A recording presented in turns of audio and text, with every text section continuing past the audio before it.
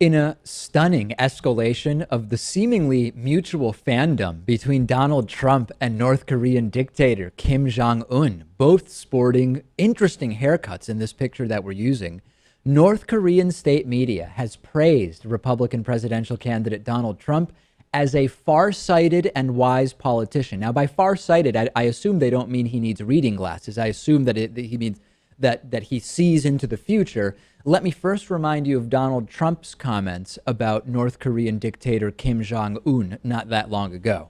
But if you look at North Korea, this guy, he's like a maniac. Okay? And you got to give him credit. Yeah. How many young guys, he was like 26 or 25 when his father died, take over these tough generals, and all of a sudden, it's pretty amazing when you think of it. How does he do that? Even though it is a culture and it's a cultural thing, he goes in, he takes over, and he's the boss. It's incredible. He wiped out the uncle, he wiped out this one, that one. I mean, this guy doesn't play games. Yeah, truly, truly amazing. So according to NK News, yesterday, an editorial in the state news outlet DPRK Today said there are many positive aspects to Donald Trump's inflammatory policies, like his proposals to stay out of the conflict between North and South Korea. The piece referred to Trump's comments 2 months ago about withdrawing U.S. troops from South Korea if the country doesn't increase its spending to help alleviate the cost of housing troops. The editorial is not an endorsement, Lewis, from the North Korean government, but when you have a totalitarian government controlling the press completely, it's certainly worth something. Yeah, it's interesting to watch these two kind of throw bouquets at each other. It's no surprise that these comments are coming out. I mean, Kim Jong-un does not want the United States involved with anything. Donald Trump is this quasi-isolationist, and he supports that, so it makes sense. The other country that seems to like Trump to some degree is Russia. I mean, Russian media has praised Trump. Vladimir Putin has made statements about Trump. Putin also seems to be a little too friendly with North Korea. Interesting. Very, very interesting. So far, the people from the U.S.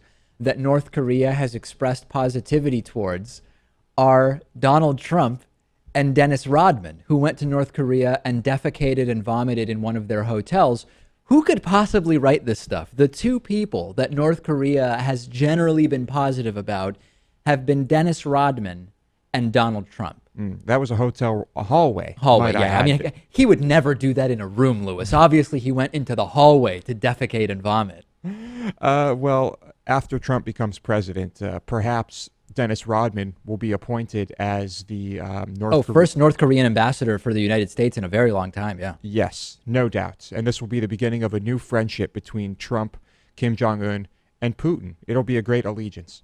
GameFly is sort of like Netflix for video games. They have over 8,000 new and classic games for Xbox One, Xbox 360, PS4, PS3, Wii, and a bunch of other platforms. And you can play as many games as you want for one monthly fee.